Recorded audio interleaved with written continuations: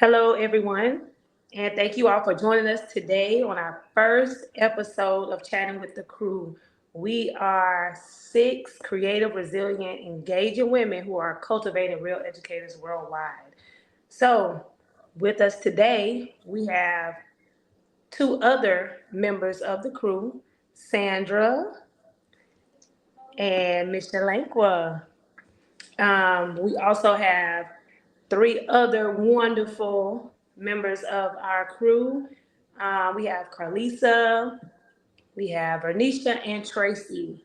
So, Shay, you want to talk to us a little bit about how we got together, the origin of the crew? Of course, I love us. So we all work for the same county, and we were invited to go to a statewide math conference. And so that was well over a year ago, and we realized that we all had a passion for math. So we brought all of our ideas back, and from there, our group just grew stronger, and we became the crew. And when we came back, we started to talk about different topics, and it's not just related to math. It may be related to the county. It might be related to state, and our ambition towards math and towards education. I think that's what brought us closer. And from there, we grew up to be very connected and have even a stronger bond. And we are honored to call it a friendship. Yes, a sisterhood. We have done professional development workshops together, in which we will be doing more over the next few years together. So we have a lot planned for the crew. Um, so today we're getting right into it. We're going to talk about how to be a powerful team in 24-25 with bridging gaps and being a team for teachers, students, and parents. So let's just jump right into it. Um, Shay, we'll start with you. What is some good advice that you would give on how to start the day, how to set the tone for the day for our students? I think you definitely have to prepare yourself mentally as a teacher to make sure that you are your best, because they will feed off your energy as soon as they come in the room, saying good morning, hello. If it's a day where you haven't seen them, like a Monday, asking how their weekend went, or at least having, for me, I have music playing when they enter the room and the tone is set. My room smells really nice and I have a smile. And I do a lot to make sure that I'm presentable. I look like a professional, and I greet them in the morning with a positive vibe. So I think that today definitely starts with the teacher's mindset of I'm going to have a great day. The students are going to have a great day. It's going to be completely awesome. And so it takes just having changing your mindset, no matter what I went through the day before, what's going on, how stressed you may be, you leave that in the car, you put on your teacher hat, and you just make sure that you are doing everything with a smile. Yes, I agree. I know that with me, I didn't always dress the part, but when I started, dressing the part and feeling a little bit better about myself, I became like an outstanding educator. It makes a difference, how you walk into a classroom or how you walk into your and how you're seen too with your parents and your students. It's about your appearance sometimes, how you're received, and also, it just helps motivate you to be a better educator sometimes. Just dressing up. And when you look good, you feel good. Yeah, true, definitely, definitely. Sandra, you want to add anything to that about the way you start your day? The way kids start their day is definitely going to be the way they finish. So, what do you think? I think I'm very honored to share that I am doing bus duty in the morning. So I start my day by greeting my students in the morning as they're coming off the bus. And at the beginning, I was like, oh, I don't know every single student name. So that was something I was trying to learn. I know the majority of their names. I'm not going to say every single student, but the hugs that I'm giving to the students in the morning, the saying the good morning to the bus drivers and to different teachers as they park in their cars or come into the building, greeting them with a smile. You can tell that a lot of us just come to work sometimes with a lot of burden, but it takes that one person sometimes that greets you in the morning and makes you feel welcome, that makes you feel that you are going to have a good day regardless. for students and for teachers, because at the end of the day, all of us are human beings. All of us need that reassurance at any given moment. It is not just in the morning. For me, also, I try to start my day by walking into different classrooms, greeting teachers, making sure that they don't need anything. And if they need something and I can do it, for sure, I do my best to just accomplish that piece. If they need support or help somewhere else, I try to go ahead and merge that gap as much as I can. I think it also starts with our administrators in different schools and how they are always positive and they have one goal is to just make sure that we all are safe, that we all are good, and we all are very welcome. All of our needs are met.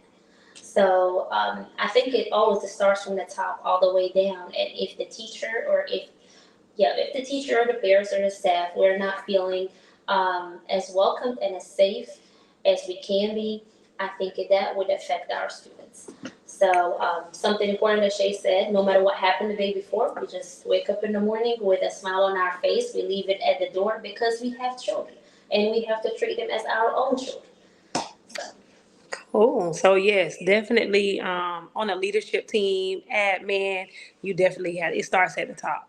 So we know that if our admin is in a great mood and they're pushing us and they're, greeting us, just the culture is going to be great at the school. Mhm. So we are definitely going to dig into some topics here today.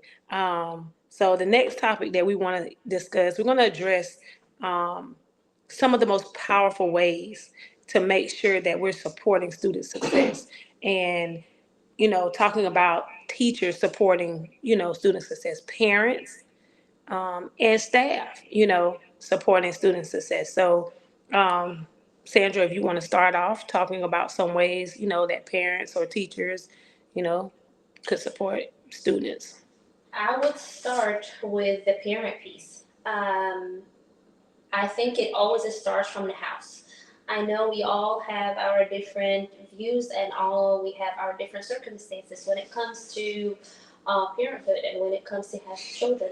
But you'll be wondering and you will be shocked to see how that can affect children on a daily basis. A lot of teachers sometimes will say, "Oh, well, he was daydreaming today. He was not focused today." Well, we wonder why. Sometimes he would be thinking about what was happening at the house at that time, the day before or the morning off, or what happened that morning, what happened with my mom, and what happened with my guardian. And it might not be concerning the child, but they have witnessed something. So the more positive environment that we can provide to our children to support their emotional needs and their psychological need, the very least, the very bare minimum can affect our students. Um, I would give a very prime example. We have a student in our school, and I was with him only one day, and not to say that he was just active on that day, and then from that day we just have to hug every day. We have to have those affirmations every morning, and we have to talk about whatever happened at the house and that on that night or in that morning. We have to leave it there, and I'm gonna check on you. And that was also the trust that we have to build as educators between us and the students. If they trust us, that means that they can leave whatever is happening at the house over there in the house, Yeah, and they have definitely. somebody else in the school that they can rely on, that they can trust, that they can talk to. So I think it is a whole entire community, and it starts with us, and it starts also where we have to give that assurance to parents that we got them and we got their back, just like how we got the students' backs. Okay, Shay, would you like to jump in on that one? As a parent, I would say that it is, and from the teacher perspective, I think that preparation and planning is key. And so whatever you can do the night before, whatever you can do the week before, the weekend of, to have, so you're not rushing in the morning. So that everyone is staying in the morning, because you get to school if you're there late and you're one of those parents in the drop off line like that, you're barely stopping and you're pushing them out the door. We appreciate you moving quickly, but that sets the tone for the day. So I think that as a, just making sure your copies are made and things like that. Of course, things come up and you may forget one or two things, but definitely being prepared and prepared for the day Yeah. is key from parents and teachers. And having high expectations, and I know we hear high expectations. It's like, we have those educational buzzwords every year. But being able to have an environment that students come to and it feels like a community and they know that they're safe because their parents are sending their most prized possessions to us.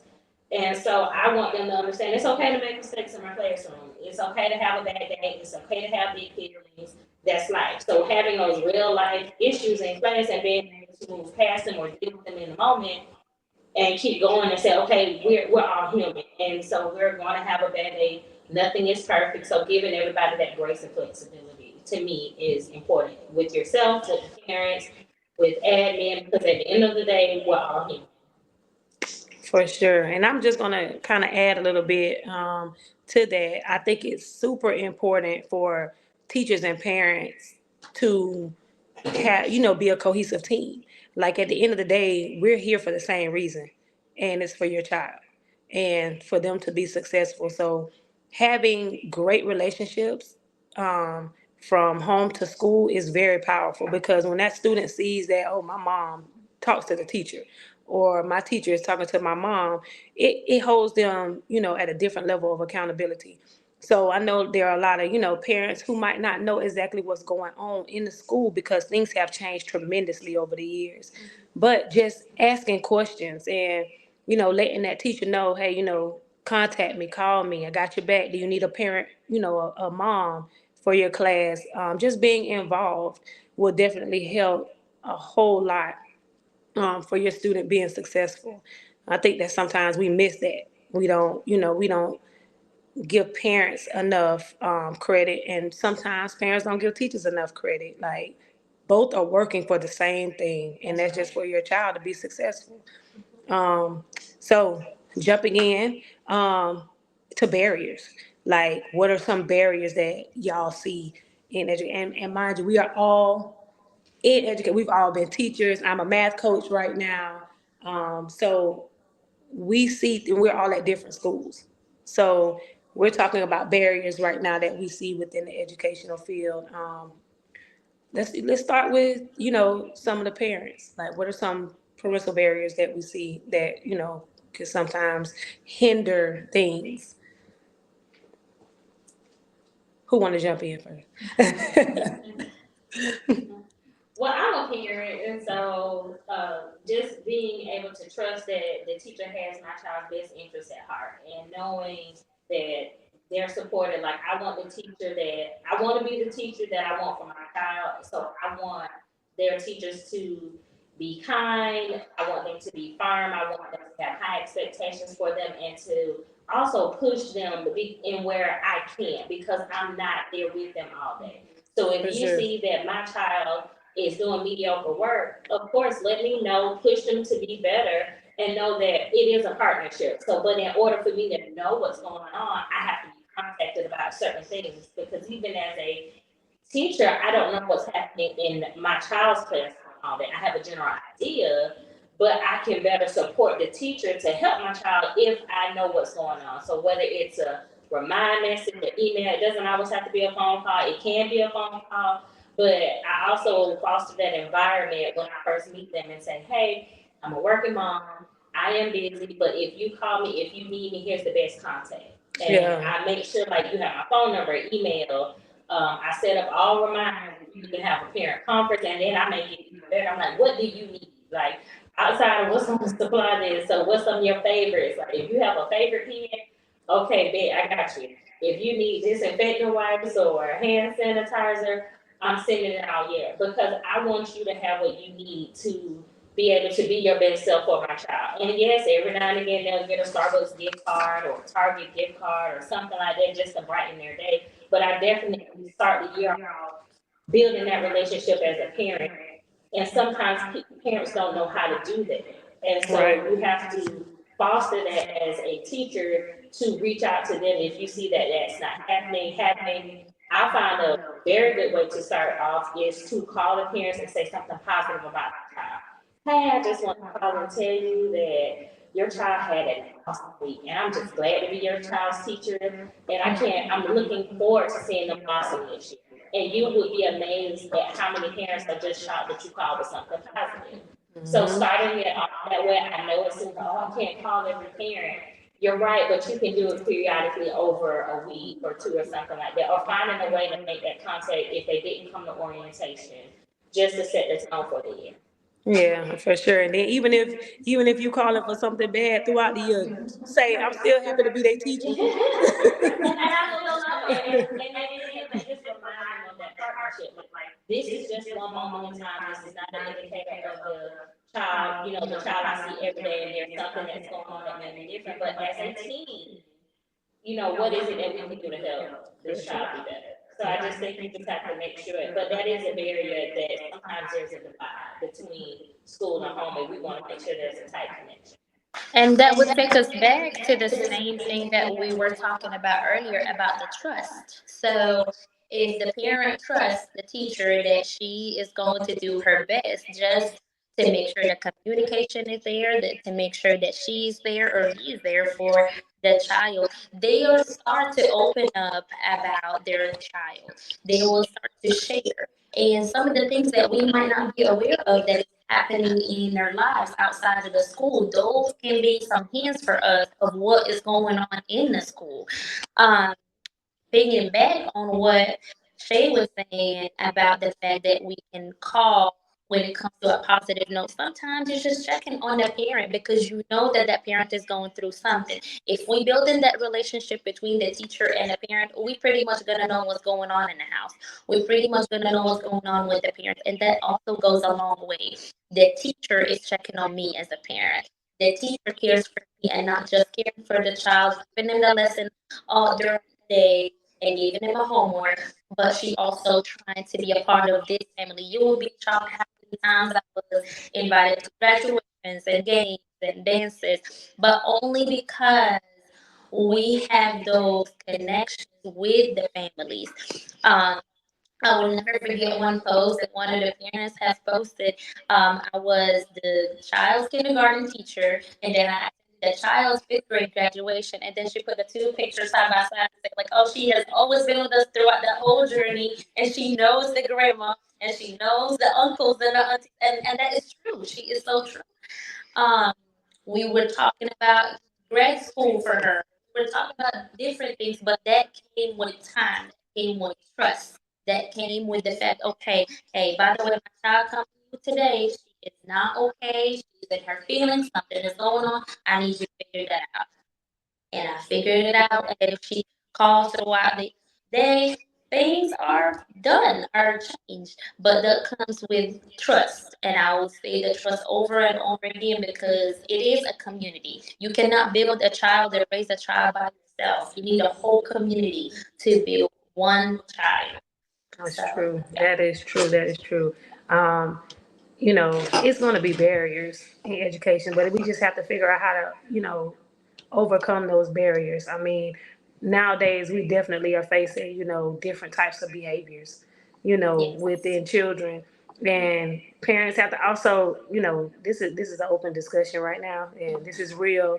But parents have to understand, like, we have, a fine line that we can't cross. So the way you discipline at home, it makes it hard sometimes for us to discipline the students, because we cannot do the things that y'all do at home or say some of the stuff that y'all saying to the kids at home, so they don't respond to us the same. Um, but I just feel like that's where it comes, and that's a barrier, and that's something, the parent has to come in and say, hey, well, this works with this child, with my child, or that works with my child, or get them on the phone, let's talk to him together or her together, so that we can overcome that barrier. Right now, some of the barriers that we face in some of our Title I schools, are the resources, the technology. Like, those are barriers that we face, but we make it work, we make it happen. But, those are some of the barriers. And just staying up to date on the latest trends and things like that and the latest research. Um, so let's talk about some changes. Some changes that we notice in educators nowadays. I'm gonna start off with this one. So I think the change that I see in educators nowadays, is that when COVID happened, it kind of relaxed us. We weren't as ambitious, and we had to be kind of innovative because we were all remote. But I think that when after COVID, we didn't get back to that grit and that grind that some of us did have, and I can speak for myself. But I also see it on a leadership level that we are not as we don't, some of the educators are not go-getters anymore. And it's getting tiresome also because of, some of the stuff, the strain that's put on educators, with the behaviors and, a lot of staying up to date with things and just getting them back into the routine of things. And also there are a lot of educators nowadays who aren't coming from an educational like field in college. I didn't come from an educational field. Like I didn't graduate. I didn't go to college for education. I went to college for forensic psychology. I was a basketball player. I was just trying to get through.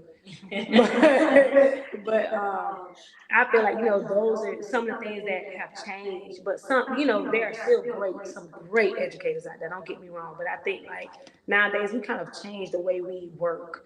Um, and change the way that we do things. So I think COVID happened and it kind of made us a little lackadaisical. Some educators, we still grinding. Some are still grinding, some are still getting it. But those are some of the things that I feel like have changed with our teachers nowadays, and not having the resources that we need as well, or not knowing what to do with them, especially those who aren't coming from an educational background. Um, Anyone want to add to that? I would say that teachers, I've seen a trend now that teachers are taking better care of themselves. And they are realizing before they get to the point of being burnt out that they will take a day off. And that administrators are now seeing that that's okay. There was once upon a time, because I've been teaching for a long time, about 20 years, it was almost frowned upon. And teachers were coming to work sick, and they would come when they just weren't feeling themselves. And now I think teachers realize like you have to be your best self and you have to show up for your students as best you can. And it's so it okay. does take taking a day off here and there, going on vacation, using those breaks that we have to actually relax and leaving work at work. So it's very hard because time is a barrier, but sometimes like setting a timer and actually leaving the building, leaving work at work and going home and taking care of yourself. And I feel that the accountability has shifted over the years, where it used to be the parents were putting that accountability on their students, and now there's more and more every year being put on teachers. Oh man, Yes, I that's mean, crazy. at Yeah. one initiative, every time there's a new initiative, there's always a place for teachers can do this, add this to the day, Hmm. but they don't realize how there's only so many hours to fit everything in. Yeah. So those are some of the differences I've noticed. I think the barrier that I have been seeing is the combination of the time and more so leaving the work behind the building. I'm the last one to talk about it because I don't leave the work in the building. You sure don't. I'm the last person that can talk about this one. Lord have mercy. I take it with me everywhere. I have my whole bag of laptop and stuff, but I think that this is something a lot of teachers that they do struggle with, and it's not just me, but it's not just me. So we do struggle with the fact, okay, if I don't get this done right now, in my mind, I can see what may happen if it's not done. So I think the responsibilities that we have as teachers, and it gets to be a burden, and we just feel like, oh my God, I cannot go ahead and just leave it behind us. It's okay. Let me relax and come back to it. I think a lot of the teachers feel that they want to be the best that they can be, and that takes a lot of time, and that's because we don't have enough time in the day to fit all of the pieces that are required from us to accomplish. And if they're not accomplished by certain deadlines, or if they are not accomplished by a certain time for the students to succeed, then it might fall on us. And probably that's the feelings that we have, and it might not be the truth, but that is the sense of responsibility that a lot of the teachers do have. And it can be a burden. That is a big burden. And a lot of the teachers, God bless our hearts, that we put it sometimes on students, and it's not their problem, it's our problem. That we don't know how to leave it behind us for a minute and just focus on us or focus on our mental health or our emotions. So we put it on the students and they get to have that burden. Another burden that I have witnessed over the years is definitely the state testing. Um, as much as we always care for our proficiency levels and our amazing data that we strive for, but it is a burden on us because we want to strive for success and we want to strive for excellence, but how can we do that without that extra work that we put without enough time? So that's another burden that I have witnessed, of course. Yeah, for sure. So what are some changes that you all see in parents? You know, we looked at the changes that we saw in educators nowadays, but what are some of the I guess some of the things that you see differently in parents nowadays that we didn't see years ago? I think that kind of depends on what your background is, the type of parents you see. So we have noticed sometimes where the responsibility of raising children used to be on the parent, where there were things that you learned at home, and then there were topics that you learned at school, and more it's being pushed into the school system. And so parents are kind of getting left out of that, where they need to be at the forefront of it because they're the students are their children. And so I think that it's been taken away, some of that responsibility of parenting, and then teachers take on that and say, oh, well, the child doesn't have supplies. And, we want the child to be as successful as they can, so we do provide what they need. But there was a time when that was a home issue, where you learn how to tie your shoes at home, you learn your multiplication facts at home. I mean, I remember learning my like speeches and things like that at home. But now if something's coming up, you have to give them time during the day to do that. You have to make sure that they're learning their multiplication facts at school, which that was something that was we memorized at home. So I do see that some of that, the rearing of children is kind of going into the classroom, and that needs to be given back to the Yeah, parents. definitely. Agree. I agree. I agree. So yeah, Totally.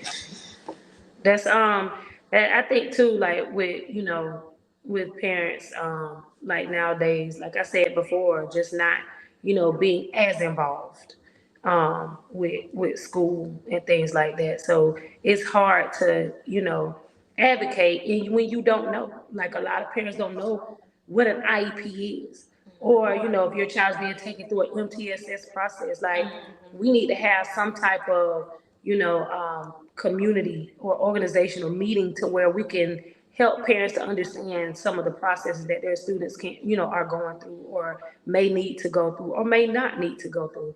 So just having like making them more aware of what's going on at school. And one thing that I see nowadays, I'm transparent, y'all. I give it like it is. When you come up to the school, you don't have to be aggressive. You don't have to be intimidated or try to be intimidated. Like we are here for the same reason. Like you get more done if we can just talk. If we could just have a regular conversation, because some of the stuff that your children do, they do because they know how you're going to react or how you're going to come up there to the school. So instead, talk about it with the person that's calling you. It may be frustrating. It may be overwhelming. We get it. But at the end of the day, I'm a parent as well. I have a 21-year-old. So I have been through it. So I know how, stressful it can be, to have, be called, numerous times throughout the school year. So just just really being a part and a positive impact, when you come to the school, and just so that we can help, the kid, because that's who we're all there for. Um, and so any change that we see in students besides social media. Oh God. Oh goodness. Let's not even start with the social media problem. It's a blessing and a curse. Yes. The more technology we get, the more we have to monitor. So I just think that we're growing as a civilization, but then we have to figure out, like Danielle said earlier, how to keep up with the trends, but how do we put that into an educational setting that's safe? Yeah. Because now, back in the day when I first started teaching bullying, you could hear it on the bus. It was name calling, it was somebody getting tripped, it was somebody getting pushed down or kind of stuff, like you see on the TV, stuffed in the locker or pushed around. And now it's silent. It can be happening on the computer. Right. And it's for us, it's silent if you don't see it, or you have to have a program where you see it. But being able to monitor all of that on top of teaching, like there's so many lessons around it. How do you use the technology appropriately? And so much that happens on social media that blends into the classroom, to the school, that then you have to deal with. But it's really a hard issue time because it happens, but then when the kids go to school together, but they're in the community, it's an issue. And then now that's taking up a portion of that day, like I said, we're already short on time, and we're having to combat social media. But it can be used in so many great ways when it's used appropriately. And the kids bring it to school on that right on the next day. And we as educators, we don't know what happened the day before. We would think the first thing that comes to our mind, oh, something happened to dad. Let's go ahead and speak with mom and see what's going on. But apparently, or sometimes, let's put it that way, sometimes it's not even related to the parent at all. The parent sometimes does not even know that there was a whole entire conversation probably when they were playing Fortnite the night before. They did not know that they had a whole conversation on a chat, and they will be so shocked. Oh, but I took the phone. But they have so many other outlets in the room that they were using to continue with that whole conversation that unfortunately you don't know anything about. And then we're bringing it to the school, and then we're wondering why we have those behavior issues. But the bullying piece, it starts on the internet. It starts on what is going on the chat or what's going on your cell phone and outside the school or even being on a bus stop. They show each other some stuff on the phone and then boom, I don't like it. It triggered me somehow, something I saw at the house, but what you showed me, it just triggered it. Then I'm gonna go ahead and pick up a fight or pick up a whole entire argument and bring it to the school. So a whole chunk of the day, as Shay was saying, is gone because I am trying to solve an issue that is not even related to education at all. It's just related to behavior. It relates to something happened on social media. Um, a question that we get asked all the time: do you have Instagram? Do you have a Facebook? And then we have to be careful about our own personal lives and what to post, what not to post, our children, our significant others, if we have any, all our trips, our family, anything, because we don't know who is looking us up. Back in the day, they gonna find us. Yeah, they are going to find us. The next day, I saw you when you were wearing the shirt. Yeah, so back then we didn't have to take care of those issues. Right now we have to be extra careful. So yeah. So yeah. So y'all, this is wrapping up our first episode. We will have some more coming up, some more discussions. We'll have parents on with us some days.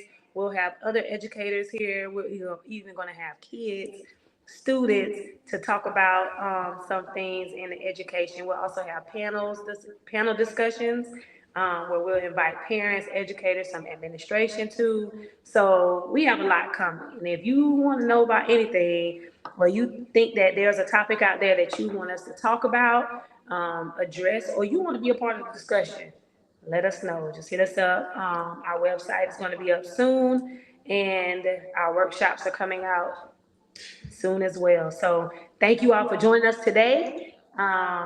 We love you all. Chopping it up with the crew. We love you all. Thank you so much for joining us. We love you. Bye.